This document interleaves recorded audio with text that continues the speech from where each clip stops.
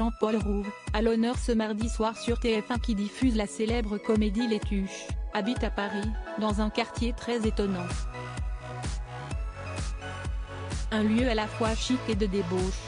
Les Tuches, comédie familiale qui a connu un véritable succès dans l'Hexagone, est diffusée sur TF1 ce mardi 5 septembre à 21h10.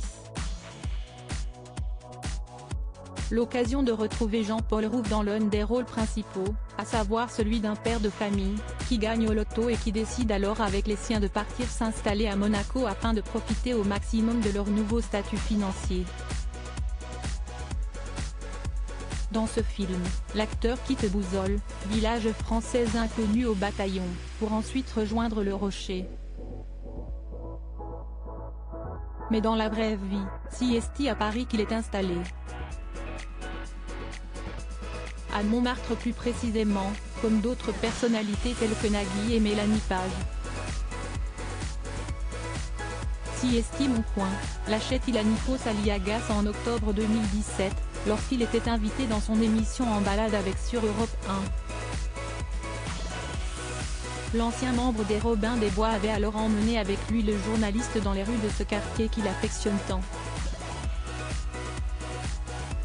Ça a toujours été un mélange d'hôtels particuliers, d'endroits très chics et d'endroits de débauche avec des cabarets, avec Pigalle en bas, décrivait notamment Jean-Paul Rouve à propos de Montmartre. On n'est plus à Paris, si un village, faisait-il ensuite remarquer à l'ex-présentateur de 50 Inside, avant d'ajouter, comme en province, on se balade et 10 fois par jour, on salue quelqu'un. Si très rare à Paris. S'il y a certes une image un peu bobo qui se dégage de ce quartier, Jean-Paul Rouve l'assure, ça ne se prend pas au sérieux.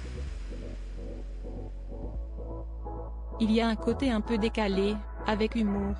Il y a une république de Montmartre, il y a un président, il y a tout.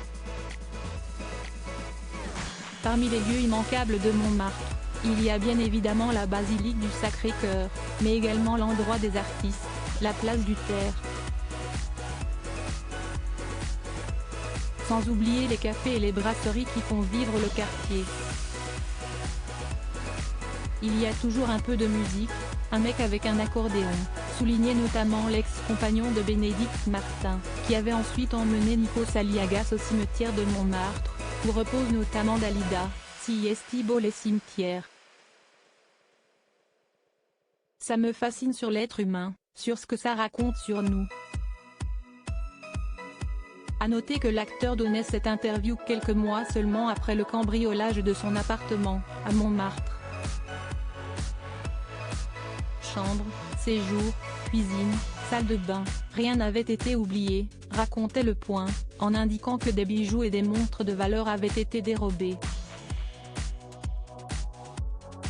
Une fois l'effraction constatée, Jean-Paul Rouve avait aussitôt déposé plainte au commissariat de son quartier.